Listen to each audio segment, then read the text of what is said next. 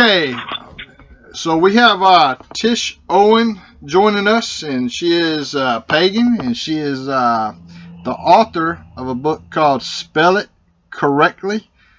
And welcome to the show, Tish. How you doing? Well, I'm great. Thanks for having me. I appreciate you. No, I appreciate you joining us, and the reason why we were excited about interviewing you is because we want to kind of get a little bit of understanding out there for our audience, because you're big in the pagan world, and so we wanted to kind of get some understanding and clarity, because I'm going to tell you from my experience personally, I'm a Christian, but I relate a lot to a lot of what the Wiccans do with a lot of the earth stuff that the Wiccans do. I find commonality there.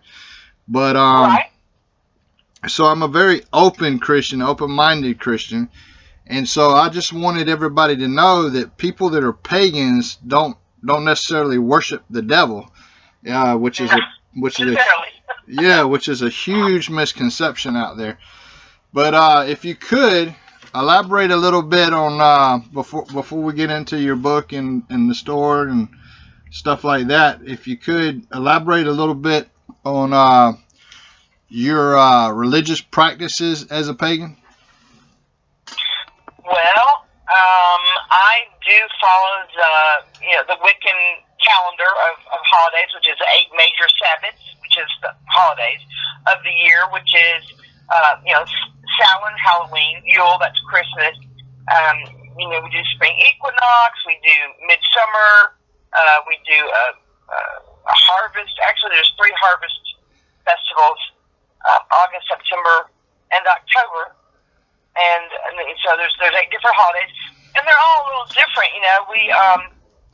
For me, my own self, it's been harder to practice since COVID, of course, because you want to be with other people. Right. So we have a great place where we can be outside and have a bonfire and set up an altar and have our services, and we still have we put all the food outside on the table, because eating is very important to pagans, and so we can do it and have social distancing, and we all feel safe. So we've been doing that. Then spring, and we'll see how. And we've got a huge tent if we need to put it up that we'll use for Yule, because it'll probably most likely be cold here. So it's kind of chilly today. It's about 40 degrees. So that, but there's an altar, and it depends on. Well, let's just talk about Yule for a minute. So the Yule is about the light coming back into the world. It's from the moment of the 21st or 22nd, depending on the calendar. The days start to get longer again. So Yule is celebrated the longest night and the shortest hours of day. And the hope is that the sun comes back and it begins to shine, and then we can plant seeds and have fruit and vegetables and go about our own ways and be happy. So it's about bringing the light back into the world. So there's a lot of lighting candles. There's a bonfire, because we just kind of like bonfires. So we will do that probably around the 21st of December. We don't always practice on the day of. We usually do it on a Sunday, because it's convenient for everybody who works and everybody can get there. So and there'll be lots of food, and there'll be a lot of Christmassy sort of food, and cake and pie and all that kind of stuff. So awesome. When we do a kind of pretty simple Wiccan ritual, in that the chalice is blessed, contents are blessed, it's passed around to everybody. There's a plate of cake or bread or whatever also passed around to share it communally, and we will do some chanting, and we might do some prayers for people that need it, and we might do some maybe some healing work on ourselves in the circle, people that need it, or if we need to send that energy out to other people. And we don't put a time frame on it. Sorry, my other phone. That's all right. We don't put a time frame on it. We just kind of do it till we're finished. Now let me ask you. And we've been doing a Facebook Live with it, so that for people that can't come, can't get out, that way everybody gets included. And we'll include the link in the description of this video for your Facebook, so people can go there and help participate online. Okay. But for people like me that are Christians out there, and I know we have a mixed audience with different religious backgrounds and stuff like that, but could you explain a little bit to people, like, what do you have a higher power as a Wiccan, and two, if you do, can you go into a little bit about what that is? Well, and I think that we all look at it a little differently. So yes, I do have a higher power, and you can call it source, or you can call it God, you can call it the Great Muffin, whatever it is, something bigger than us that we are part of. And most, I don't even want to say that. So a lot of pagans feel like there is one single source. There are a lot of distributions of that. Like in the Catholic Church, there's a lot of saints.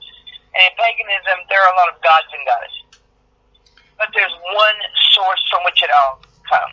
Let me tell you something. When you get, I'm going to let you continue here in a minute. I just want to, because you brought up Catholic Church. In my view, I view the Catholic Church as the most evil organization in the world, and I want people to know that. And I have my reasons for believing that. I have some friends that are actually Catholic priests, but and I know a lot about what goes on in the Catholic Church, and I definitely disagree. I would choose the Wiccan path before I would ever choose the Catholic path. But go ahead. I'm sorry, Tish. Well, I left Catholicism to follow the Catholic path, to follow the pagan path. I was a Catholic raised. I'm a cradle Catholic, and so, but I understand what you were saying. But you have to look at, you don't have to look at anything. If you look at the organization out of Rome that is the Catholic Church, it's about power and money. It's like any political organization. It's like our own government. It's like the Democratic Party, the Republican Party. It's all about power and money. So, having said that, I know a lot of people who are very, very, very, very good Catholics and do the right thing and worship their God, and that's fine. If you're going to be a Catholic, be a good one. I understand where you're coming from, because I've lived through all that insanity that has been in the Catholic Church. I tried to bash the other religions, but we believe, most of us pagans, we believe that there is an entity that is God, for want of a better word, and that all things come from that energy. All life, everything, just like a lot of other religions. There's a few different paths, if you will, different sects of paganism that believe that literally each God is an individual God, not an expression of the one God. So it depends on who you talk to. Yeah, and that's kind of the thing. Like me, I believe that God is one, and His Son was Jesus. Within Catholicism, the problem I have with Catholicism is they believe it's all the same, Jesus and God, and that's where I disagree. But and that's why I say what I say. But I do appreciate, and I've seen both extremes of Wicca. When I say Wiccans, then I've seen both extremes. There's Wiccans that definitely do a lot of ceremonies, like you were saying, and appreciate the earth. And then there's a lot that don't really even understand. They call themselves Wiccans, but they don't understand what it is, and then they lean more towards a satanic side because they think it's cool. And so I don't think you're going to find any Wiccans that lean towards satanic, right? No, I'm saying these are people that call themselves Wiccans, but do not understand what a Wiccan actually is, and so they. Well, I think that's lack of education. Yeah, and that's because I think that it's not that easy. You can read a lot of books. There's a zillion books on the market, and it's not that easy to find someone who will educate you. And I thought that's getting better. There are more different schools for paganism now, like literally schools. that are very helpful, that put the knowledge and the information out there. Yeah, and I think that's the key is education, because I myself was raised in a very Catholic family, and you know, I was witness to things that I didn't agree with. I was always one to ask questions, and you know, it wasn't I was always a problem child because I always wanted to know answers. And I think that I consider myself a pagan myself, and I think I mean, I lean to I've written a book myself on the Druids. I've gone back and forth to Scotland many times. I've gone to very, very old pagan sites, Stonehenge a couple times, and I think I sort of am, you know, with the nature-based religion, and I too believe that there is a supreme power, a supreme being, and again, there's a lot of lack of education, so much misinformation. You know, the internet can be good, but it can be bad as well, because some people think it's the be all to end all, and I think there's nothing better to read books, and there's a lot of old texts, there's a lot of old books out there that give good reference points into, you know, the historical paganism and what transpired and all that. So I think more education is needed, and myself, I'm a lifelong empath as well, so I hear when you're saying about ceremonies and what have you. Well, I feel like, you know, when I started, which was about 30 years ago, I'm a late bloomer, and there was nowhere, there weren't places, there weren't schools, you couldn't find someone to teach you. And so now we're seeing, you know, now there's this blossom of information. There's grade school, there's Cherry Hill Academy, there's, you know, so many different ones that, well, not so many different, there's about 3 or 4 that are truly in the business of educating. And now we have those people, but we're still seeing, I kind of agree, there's still a lot of, you know, baby witches that they just want to be all gossed up and be because it's cool. They want to be charmed, you know. They want to be that because again they think it's cool, and so, you know, that is a phase that will pass. They will probably not be in the same place for long, and the rest of us will be tolerant of them unless they, you know, step on our toes very much.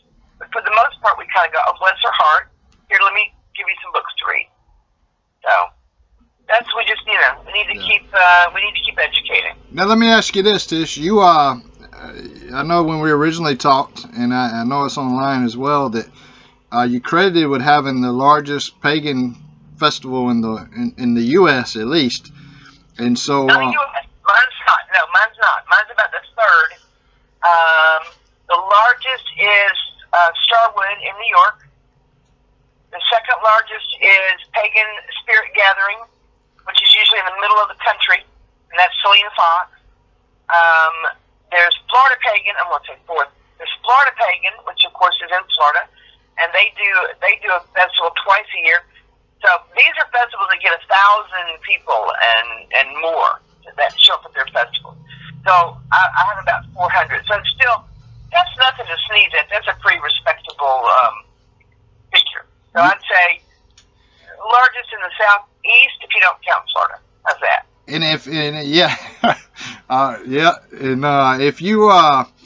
If people are looking to come in person to one of your festivals, I know you described a couple of the ceremonies that y'all do throughout the year, but what specifically at the festival can people look forward to doing? Well, we have a lot of workshops, so there's a lot of education. And I mean, it's everything from how to use a pentacle, how to use a pendulum, to how to mix, herbal concoctions. So it's really, and depending on the year, because we try and change it up, and we try and do things that are interesting. So you're looking at about 40 workshops over the weekend. There'll be a half a dozen or so rituals. There's bands, there's music, there's bonfire. And there's, again, food. So I keep going back to food. So it's a weekend of a lot of activities. where we will be going next year, 2021. We have a hotel setting, but also we have an outdoor setting. So I like to think it's the best of both worlds. You can sleep in a real bed, but then you can go out and commune with nature. So yeah. So and then getting to see other people, just being in an atmosphere where there are like-minded people, and nobody looks at you like you're odd. It's very wonderful and very empowering. Well, that's good to know that the people have that, stuff that they can, have, or they can, because a lot of stigma out there where people are afraid to step forward and be who they truly want to be or who they are. There still is. It's not as bad, I don't think, as it used to be. I don't think it's as bad as it used to be. But it's still out there. People still think, that there's something, wrong with you. And of course, we are in the Bible Belt, and so if you can muster 400 pagans in the middle of the Bible Belt, you've done something. Exactly. That's an accomplishment. And let me ask you this, because you have a shop, and I don't know if it's still open right now for COVID, called Goddess in the Moon. Goddess in the Moon is closed. It's not because of COVID. It's because the real estate prices in Nashville got so exorbitant. And at the time, so I've been closed 4 years, and my mother, who was elderly, lived in my house, and my husband had about 17 hospitalizations. So with retail, even though it's a witch shop, you got to be there 7 days a week.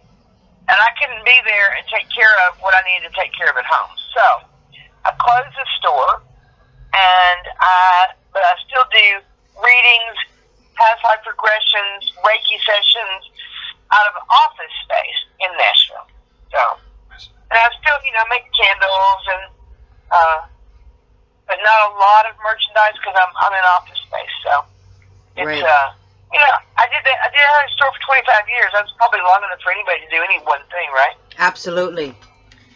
Yeah, that's awesome. And I hate to hear that it's closed. I know we were looking at open a store in New Orleans at one point, and it gets too hot there. So I do love New Orleans, though. I love it. It's my favorite town. Yeah. I want to get a little bit into your book, Spell It Correctly.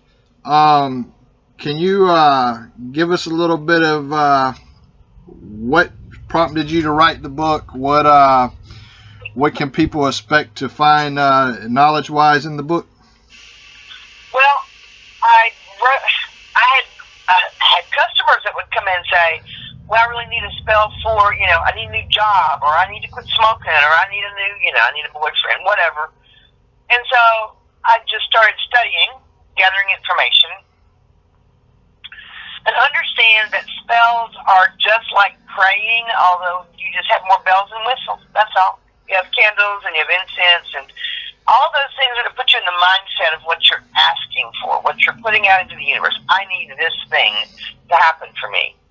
And so I had a stack of all these. I saved everything because then you have to rewrite it. So you have to. You don't want to have to reinvent the wheel every time somebody comes in and asks for a spell for a new job. So I had all these things, and then I was talking to a friend who came to. His name is R.F. Sellers, and he came to Pagan Unity Festival as a guest. He's an author. And we were talking about this exact subject, and he said, so you've got a lot of spells? And I said, yeah. And he said, why don't you put them all into a book, and we'll see if we can get Willow Tree Press to publish your book. Well, that's a great idea. So that's what I did. And it's not just, it spells, it's everything from addiction to to love, to protection, to banishing somebody who's, that we want out of our lives. But I also do talk in the beginning of it about this is why you do it and this is what you don't do. And these are the things you need to be careful with. And understand that when you do spell work, you are attempting to create the universe in a way that you want it to be. You are making changes that you hope will be good for you. And so that you should do everything with the tagline of this for the highest good of all concerned, let's harm to none. So, that's where you start, and I don't know, it's about 300 pages. It is at this moment being put back into print because I changed publishers. So, that is hoping that by Yule it'll be back on the market and be available. Here's the funny thing. They're out of print for a minute because, again, publishers. Right. And somebody said, look, and they showed me on their phone, and it's listed on eBay for $800. Oh, my God. Yeah, that's good. That's awesome. So anybody looking for a limited edition copy of Spell It Correctly, you can go to eBay and get your own copy for $800. For $800. Or you can wait, and you can get it from me for $16.95. That is awesome. But, you know, and I shot a horror film a long time ago, right? And I wasn't happy with the first release of it, so I was doing an edit on it. So I put the price at $250 so people wouldn't buy it, and I actually sold a couple of copies. So I was actually disappointed. But there's some serious horror fans out there. But I want to go back to what you were saying about being a Reiki master. There's we interviewed on our old platform we used to have. We interviewed somebody who claimed to be a Reiki master. Come to find out, I think they took like probably a 30-minute class and got some kind of thing online, and they run around telling everybody they're a Reiki master. Can you explain to us how the difference between somebody like that and a real Reiki master, and that you just cannot become a Reiki? The word master itself should actually indicate that it takes longer than 30 minutes to become a Reiki master. Yes, that it does take longer than 30 minutes. And so you have someone who is, it's funny because I just kind of bumped mine up. I had a friend who bumped it up for me just like 2 weeks ago, just to kind of make sure all my circuitry is open and, you know, and everything's flowing. And so, anyway, it takes three sessions to get your 3 levels, first, second, third degree. I believe, okay, this is my belief, I believe that there should be at least 21 days in between the levels. You're opening up to the universe, and you are having energy flow that you've never had before, that you've never felt before. It takes a little time to get acclimated before you go to the next level. That's what I think. I think that it's great to have somebody right there. It's funny because I'm looking at my Reiki Master degree, right? My Reiki Master certification. Just happened to be going through files when y'all called, trying to straighten my office up. And so I have the Center for Reiki training in my hand. So, funny thing that you would bring that up. It's also about, it's not just about 30 minutes on the internet. I don't know how you do that. Now, I think and I believe that to stand there with somebody and to stand in that energy and to open up all the circuits to source, to God, to the universe, and then helping to direct that is necessary. I don't know that you can do that on the internet, for God's sake. Maybe you can. Maybe I'm stupid. I don't know that. But I also think that it's about practice as well, because for the longest, for years, we did a Reiki share on Thursday night at the shop. Right. And people would come in with all kinds of problems, and 5 or 6 people, whoever wanted to do the work would, lay their hands on them and do the energy work and do healing. We had enormous success, and we had some failures, but to do the practice, to do that Reiki practice is vital. It's imperative. Right. If you're going to, if you think that you want to be a Reiki master, go to Reiki shares. Find a store somewhere. Go to Reiki shares. See how everybody else does it. See what it feels like to stand in that energy and to make those kinds of changes in a physical body. Right. So, yeah, I'm not huge on 30 minutes on the internet. And boom, you're a Reiki master. I worked a whole lot harder than that. Yeah. So, and then, like I said, I have a friend who she just kind of juiced me up about 2 weeks ago. Mm-hmm. I said, yeah, I'll talk about little rusty, you know, and so she came in and we spent about 3 hours just cleaning off all my circuitry. Okay? Wow. Not 30 minutes from the internet. So, yeah, I think that it takes more than that. It takes more effort. What about, too, because I know there's a lot of people that advertise or they say that they do Reiki on pets. Do you do that? Do you believe that that's possible on pets? Of course it's possible. Energy. It's energy. And it depends on the animal. My cats are, for whatever reason, are more drawn, they're okay with it. Right. Dogs, maybe not so much. I had a big Rottie, and she didn't like Reiki. And there was only one person who also is a friend of mine that's an acupuncturist. He was the only person that could put his hands on her and give her healing. She had hip dysplasia. Right. As you know, as big dogs do. But for the most part, she was like, nope, I don't want to do it. So she didn't like the energy. The cat, however, enjoyed it. So yes, I think that's perfectly. Why wouldn't you do it if you could? Right. You could make an animal better. That's right. And I know there's a lot of shows on TV. I'm not going to name any of the shows where people have problems with, spiritual problems, demonic problems. And I know they suggest when the people are, they give a list or a laundry list of things that the people should do to try and help their situation in the home. And there's an individual that always says that they need to contact a Reiki master for demonic infestation or spiritual apprehension. What do you think about that? She actually recommended yoga one time. Yoga. And trust me, I've been involved in exorcisms, and she's recommending yoga. Yeah, I kind of giggled when you said that. I think for the most part, demonic infestation is probably not. There's ghosts, and I've done some ghost busting where we invited them to leave. Right. And so that kind of thing. But for the most part, a lot of it is people's energy that is such a mess. Mm-hmm. And so so maybe I wouldn't go in to do Reiki for a demon, but I would do maybe some Reiki on the people that thought there was a demon. Just to kind of try and get them balanced, possibly. I've never done that. I've never suggested that you've got a demon and so let me come do Reiki for you. Yeah. Here's a yoga mat. You need to do yoga. I think that Reiki and yoga are great things. I don't know that necessarily it will help you with the demonic infestation. And so often it's what people, so often it is dead people who just don't go forward, who stay stuck in that space. Right. That people think is demonic because it scares them because it's outside their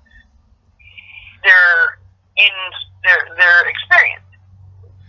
Yep. So, are there places where that feel and are evil? Oh yeah, and I've felt some of them. But I'm also going to say that where evil things have happened or bad things have happened, there's.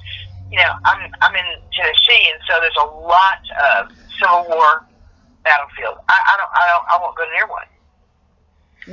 There's so much pain, there's so much anguish that I can't deal with it. It's just not my bailiwick at all. Yeah, because I've been to one Civil War battlefield, and I can tell you the energies are so overpowering there. It's just, it leaves such a sort of a residue on you, and it's just, for the person that can't, protect themselves or whatever, we protect ourselves when we do different things by our own methods, but if you're not able, you're not a very strong person or you don't have that energy field protecting you, it can really, really play havoc on you.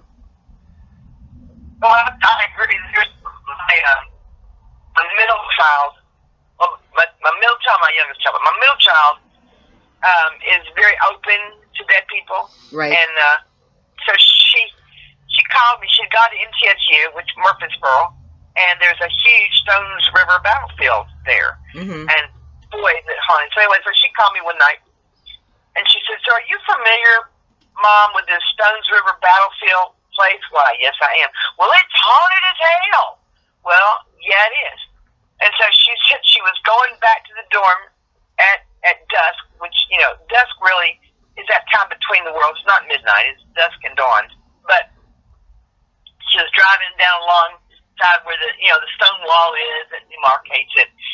And she said there's all these soldiers, and they're like waving, and there's horses, and there's, cannons and stuff. And I said, well, I have two suggestions for you. Don't go home that way. Don't go home that way at dusk, and you'll be fine. Mm-hmm. Okay. Yeah. But yeah, and my husband's a reenactor, or was. He's not anymore. He's only got one leg, so I guess he could be a one-legged reenactor. But he and they do the reenactment of the Civil War. They do it as they were on the calendar. So every 4 years there's a big, huge thing in Gettysburg, and every 4 years there's another one in Virginia, whatever. So he said he wanted to do Gettysburg, and I said, well, that's good for you. Well, are you going to come? No. You won't get me within 10 miles of Gettysburg. Wow. It's too much. I wouldn't be able to breathe there. So, yeah, I'm not. There's a lot of stuff out there. There's a whole lot. There are more things in heaven and on earth, Horatio, that we go about our daily business. The cemetery, the old city cemetery in Nashville on 4th Avenue is haunted. Oh my gosh! So, there's a lot of places, and you don't have to go far to get them or to find them. There's negative, creepy energy, whatever entities sometimes that have not been in a body. They're not ghosts. Are there creepy entities out there? Yes. And I guess for want of a better word, you'd call it demonic. But I don't think that Reiki's going to solve that problem. Right. No, it's just a gimmick for this show that was on, and it used to drive us nuts. Because at the time, Travel Channel has reached out to us several times, and so we came close to making a deal to be on there, but we actually do this for real, and I think a lot of people don't realize, like, when we go to locations, we don't charge for the locations, we help people, and so we take it very seriously when we do our paranormal research and stuff like that, and when you watch the show and they're recommending yoga and Reiki, it's kind of like it drives us nuts, because I could picture myself going to do an exorcism and bringing a yoga mat, like you said. I think it's not going to work out too well. But yeah, not too much. Nah, but no, not at all. What do you, are you doing tarot readings? Yes. Yes, and I was going to ask, what type of deck do you use? Because I know Alexandria's got a... I've got quite a few. I've got the Thoth deck. I've got the Hermetic Code. So I've got a lot of variety. I've got Knights Templar, and I've got an Egyptian tarot deck. What deck do you use? Right now I'm using something that's called the Good, G-O-O-D, the Good Tarot. Right. I bought it because I like the imagery. I love the Robin Wood deck. Right.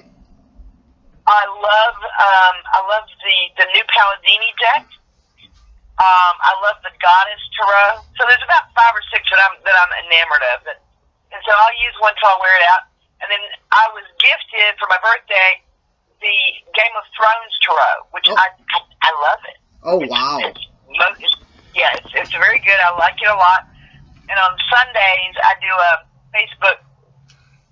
It's a Goddess in the Moon Facebook live, and I do a tarot pull, one card for each one of the astrological. So I'll say, okay, Aries, here's what's going on for you this week. And I use that, the tarot deck that I use. But I like it. The Good Tarot I like very much. It's beautiful. Mm-hmm. What is the name of that? Gosh, I can't think of the name of it. It's a beautiful deck. And I find, too, that decks they read differently. Mm-hmm. Like, some decks are really sweet. And really, like, the Morgan Greer deck is like, all right, here it is. I'm telling you what you're doing.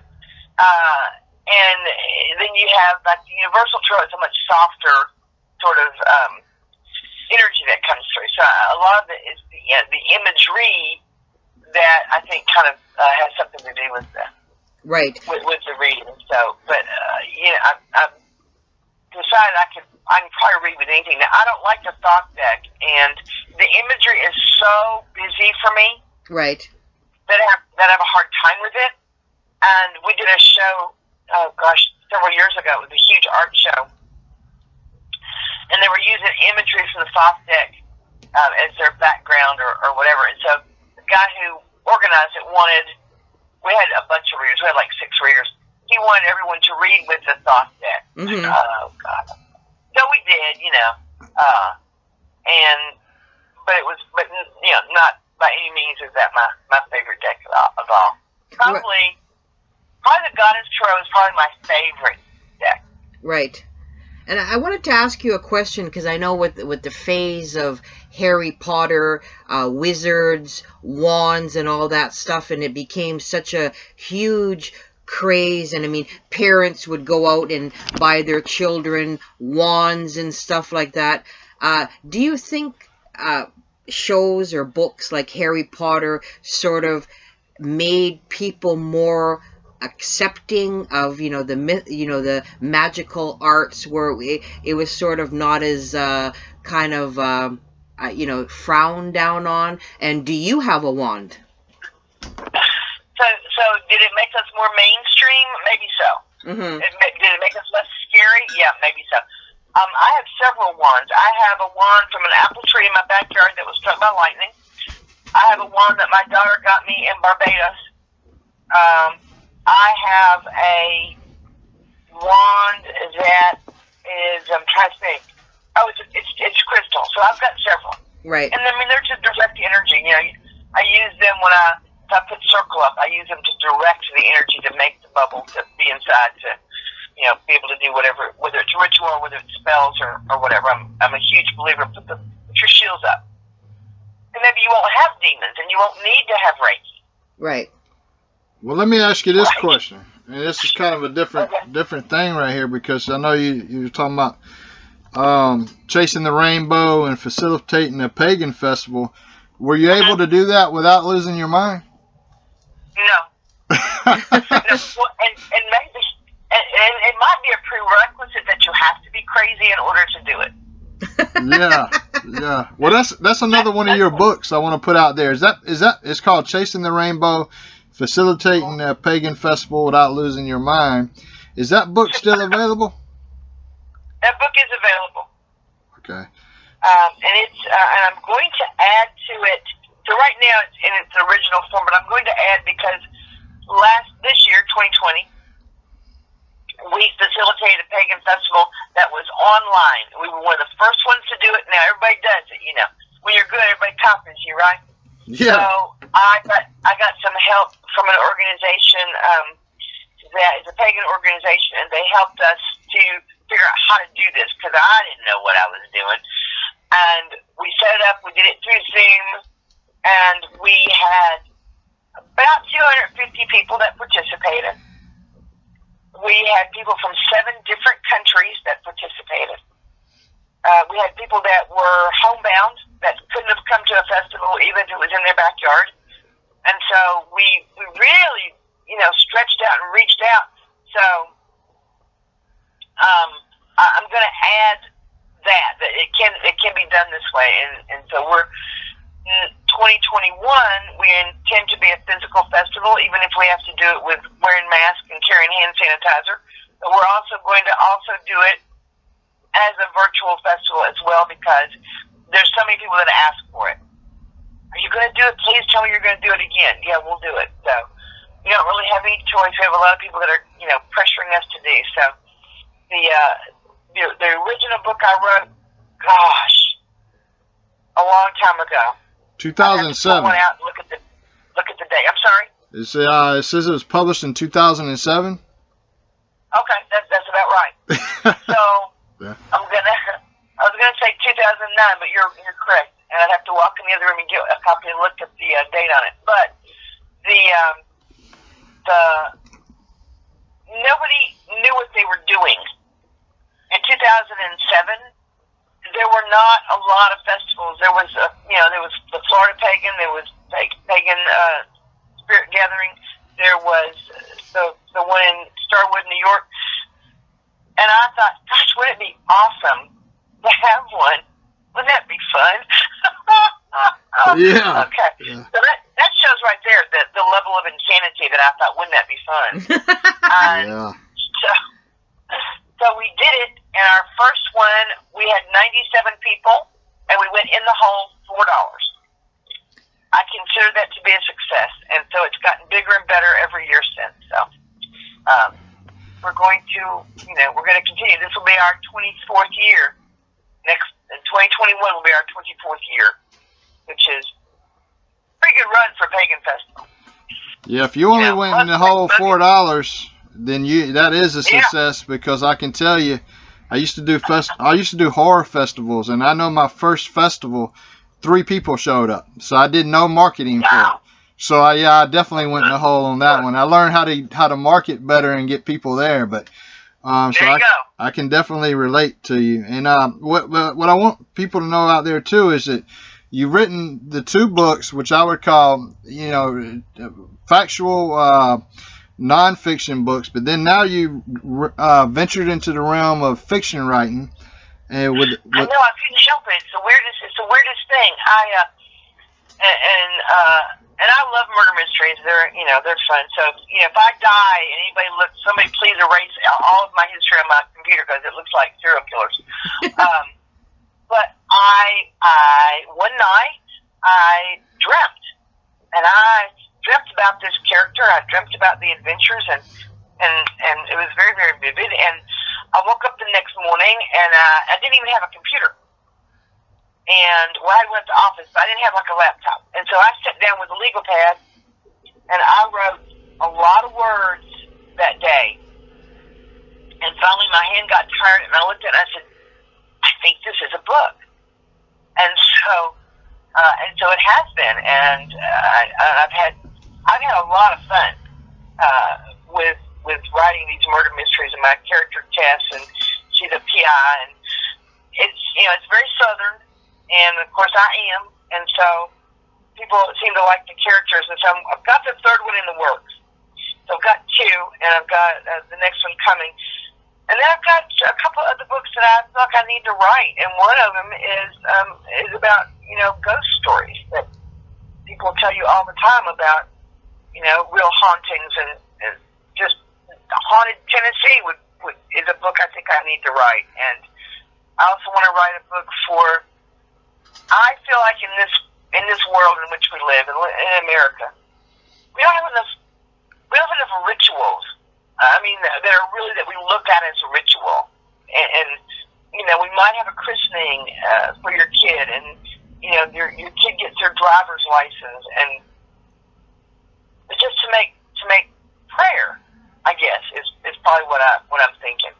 So I was going to do one that's pagan and do one that's non-pagan. So that's in the works. So. Well, I got to give you a compliment, because Death in the Family is 396 pages. So that is a lot of writing. There's a lot of writing, and it's a lot. But it was fun. It went really, really fast, and so Death on Sunday was the first one, and Death in the Family, which was kind of, I hate to say it's fun because it's about murder, but enjoyable, and and I don't have a big problem yet, knock on wood, with writer's block. It just kind of flows in my fiction. The nonfiction is harder. It takes longer. You got to do the research, or you got to know what the hell you're talking about, right? Exactly. Fiction, you just get to roll it out there.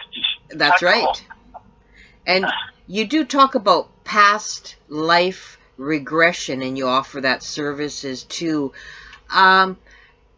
Obviously, you believe in reincarnation, but when you've had a client, how far could you name one? Not name the client, but was there one situation where you were able to bring a past life from quite some time ago? Yeah. I'm trying to. You're asking what was like the longest time, like 100 years ago. 100 years ago, 200 years ago. Yeah. 300 years ago, whatever. So people who are have a lifetime that they lived in a village somewhere. So, and it is my favorite thing to do, because it's so freeing, it's so liberating for the person because a lot of times that people have phobias. Right. And they don't know why. Mm-hmm. Or they have some kind of an issue with somebody and they don't know why. And when you get to it and they can open it up and unpack it and go, oh, this is why. Knowledge makes it, is 95% of fixing something. And so they are able to fix whatever that issue is. And so, for the most part, they're not all dramatic and, there's not any famous people. There's just folks. But they're dramatic enough in a quiet way for somebody to go, oh, that's why I feel that way. Or that's why I don't want to do that. Or that's why I don't like the ocean or whatever. So it's very liberating. And I get to go on the ride. So it's fun for me. Well, I hate to say that it's fun. It is an enjoyable thing to watch somebody go back and look at themselves and see where they came from and why they have the whatever it is, or why they really, really hate their sister in this lifetime. So yeah, you know what? How you're explaining it makes perfect sense, because I know even myself or a lot of people, they collect or they have different things around the home that gives them comfort. They don't understand why, but it's objects and different things that sort of makes them feel more at ease or something. And I truly realize that it's something from a past life that you're bringing into your current being, and it's just like a memory, but it's something that you brought forward from the past. I totally agree. My husband and I, he's a historian, and that's his education. And we, for years and years, were involved in the Society for Creative Anachronism, which is primarily medieval personas. Right. And so, and it felt right, and it felt particularly good. And I know that we were channeling some of that stuff, because I know I've had several lifetimes that were medieval. Mm-hmm. So, yeah, I think that you're right. And when you have those kinds of things, or you like a particular era, you really love, like the Roaring Twenties, then you need to look at it and see if that's where if you spend some time there. Have you ever had an encounter with a ghost per se? Yeah. I'm only at not now as an adult, with what you're doing, but more like as a child. Like what would be your first encounter with a paranormal experience to say? I don't know if it's paranormal or not. I was raised in a house with my mother and dad and my grandmother, who would sit and send me out with little tiny cups of whiskey to feed the fairies, the wee folk. And so that was from a young age. I was standing next to her when she died. I watched her leave. I watched her spirit come out of her body and ascend. So that was probably my first experience with literally seeing dead people. Yeah, that's and as you what's the worst experience that you've ever had? I don't know if I can say that there's a worst experience. I can tell you that there's a couple of times I've been very uncomfortable. The Carton Manor. Good Lord. The Carton Mansion, which is down around Franklin, it's just permeated with it just feels malevolent. I just can't stand to be in that space. And again, I think a lot of terrible things. I mean, I think it was a hospital during the war, so there's a whole lot of just, creepy as hell. It's more than creepy. It just makes my hair stand up. I can't stand. I just don't want to be there, and I have no reason to be there, so I don't.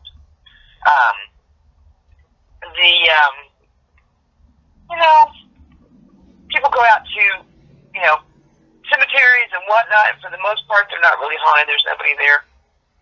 There are, some people wandering in hospitals. So here's my funny story. That I had a stroke about 6 years ago. Right. So I was very fortunate. It was a very mild stroke, but they stuck me in the hospital, and you can't get up. You have a little thing on. You have to ring the nurse if you want to go to the bathroom in the middle of the night.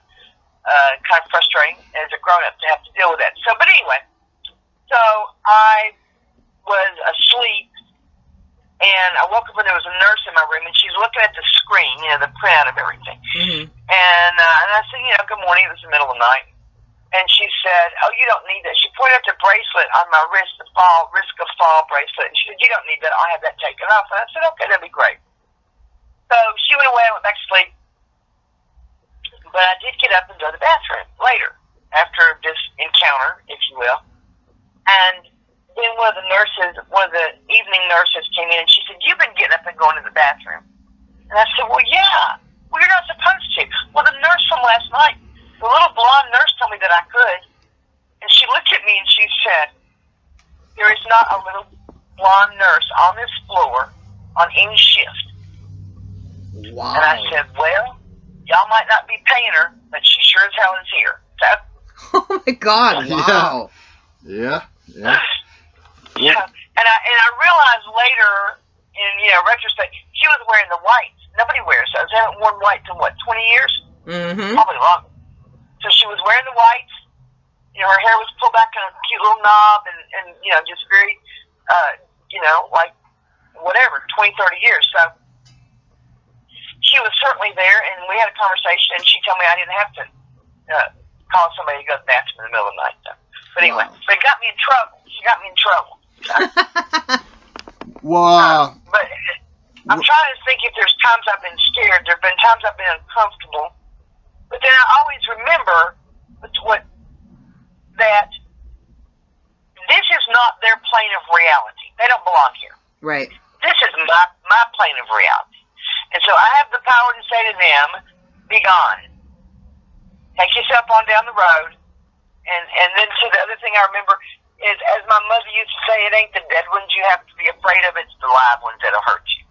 So, knowing those two things, I haven't been too scared on too many occasions. So, was there what are you?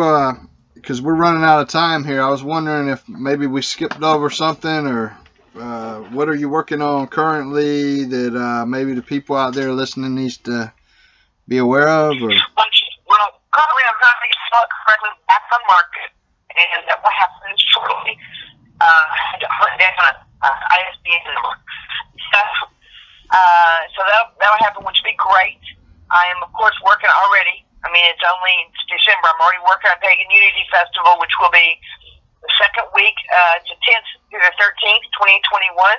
And that website is paganunityfestival.org. You cannot you can find me. We'll give my phone number out before we're done, which is 615-251-9833. And also Goddess in the Moon on Facebook, and Tish Owen on Facebook, and you can find me that way. But I changed servers, not on purpose. My guy that did my serving was a small company, and he retired and gave all my stuff to HostGator, and it's been screwed up ever since. So, Goddess in the Moon, if you put goddessinthemoon.com, you'll get a page that says my name, Tish Owen. And then if you click on any of the links, it takes you to Chinese porn. So, if you're into Chinese porn, I encourage you to do that. If you're not, wait till I get this damn thing fixed. Wow. All right. Yeah. I might have to.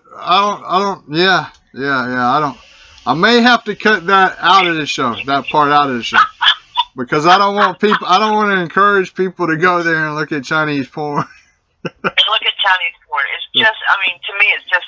I have to laugh because otherwise I'll cry. But so I'm having to rebuild the whole website. Goddess in the Moon has to be completely rebuilt from the ground up, and hopefully, I intend that it will be successful. But that's what I'm working on, and that takes, as you well know, it takes a lot of hours, and it is not my expertise.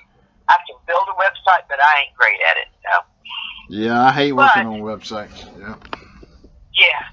Pagan Unity Festival .org is up and running, and so we're adding things. We're adding who's going to be our guest and whatever. But this year, so this is a change of venue. Makes us we're all a little bit nervous about it because we've been at a park, state park, for 20 years.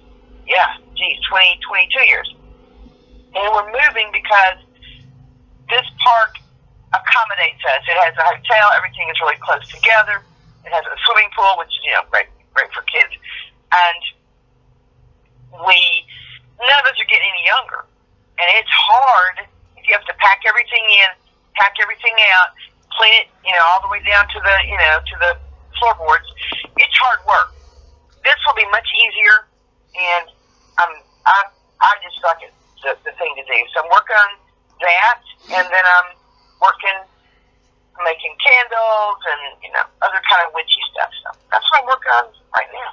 So do you sell you sell your candles? I do sell my candles. So for people that wants to buy, how do they purchase a candle? They would. Well, I've got them on my Facebook, but they can just call me and see what I've got, because I've got some right now that are really nice. I've got silly candles. I usually make my candles out of palm oil. I make them for purpose. I make them for love. I make them for money. I make them for protection. Just depending. So.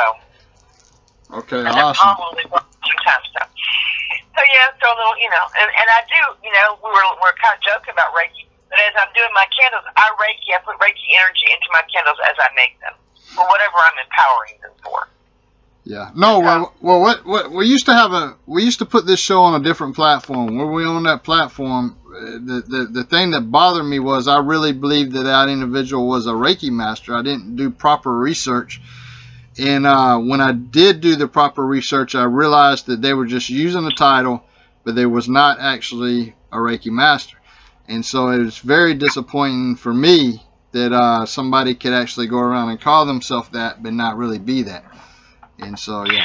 Well, as we say in the South, just because the cat had kittens in the oven don't make them biscuits. Exactly. So, yeah.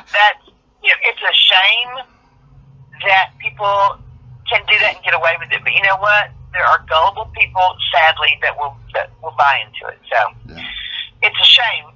So do your research. Find somebody who you know is reputable. Reiki is a great tool. It is a fantastic tool. And it's a great healing tool. And I can't, I love it, and I love doing it. But find somebody who knows what the heck they're doing. Now, right? let me ask you a question, because I'm from the South, too. And I eat grits, and there's a lot of people that's never heard of grits. Do y'all eat grits at all? I don't eat grits as an adult. I ate grits in my grandmother's kitchen because that's what she cooked. Yeah, and I come from the era I cooked it so you're going to eat it because there ain't nothing else. So there you go. But no, I do not prefer them. Although my kids all like them, but with a whole lot of butter and a whole lot of honey. Yeah. And a little milk. Yeah, I've never had it with milk. I prefer oatmeal. I prefer oatmeal over grits. Yeah, I love grits. I'm a grit person. I grew up on grits too. But I was curious because you are in the South, in Nashville there. Tennessee there. I was wondering, how is the locals? Are they open to the festival there? The actual locals there, or are you getting treated good? We do. Well, yeah. Because I had a pagan shop, a witch shop, if you will, metaphysical, whatever, for 25 years, and so a lot of people, found me there. I think that probably, I don't think that people are, how do I answer that question? I think that we're probably as well accepted as we are in most places. Maybe a lot of locals that come to our festival. We have people from outside too. We usually have people from 7 or 8 different states and whatnot, but the majority of people that show up for Puff are within the local, within 50 miles. Yeah, that's awesome. I know we got a group of people out there that we're associated with, and they call Gateway Paranormal. I don't know if you ever heard of them. I have heard of them. Yeah, and they're big in Tennessee there. They do a lot of paranormal research there. And we've been meaning to get out your way, and so hopefully maybe we can see you at one of your festivals very soon. That'd be cool. I'd love it. I would love to do that. So, yeah, Gateway Paranormal. There's a lot of paranormal stuff to look at in the state of Tennessee. I'm just telling you. Ooh, the Bell Witch. That's the big one. Yeah, that's the way they do. They do that, I think, weekly. The Bell Witch, the Gateway Paranormal. Yeah. But you know what? That's another one. I don't want nothing to do with the Bell Witch. Thank you, because I did a show with A&E called Cursed several years ago. They'd been out there with all their equipment and everything out there mucking about in the woods, you know, looking for the Bell Witch. And they came into my shop, and we had a conversation about what they were doing and how they were doing it. I made the guys protective amulets and whatnot. So the next day, and when they left, I said, and it was on film, when y'all leave here, I'm going to sage my entire building. I would like you to know that the next morning that I came in and put my key in the lock and walked into my building, that there were things flung off my shelves and off my wall. Wow. And it took 2 weeks and a lot of concerted efforts from a lot of different people coming in and cleaning it till we got rid of it. So yeah, so you can have the Bell Witch, you can have everything about it. I wouldn't go anywhere. I don't even stop in Adams for gas as I go down the highway. Oh man, yeah, that's awesome. All right, well, we're running out of time. I don't know if you got anything else you want to say, or you know, we can wrap it up now. Well, I appreciate it, and then, again, if anybody wants to find me, you know, my numbers will be out there. You'll put them out there, I'm sure. And this was fun. I just enjoyed it. Thank you so much for having me. Thank you for joining us. We really appreciate it. Thank you.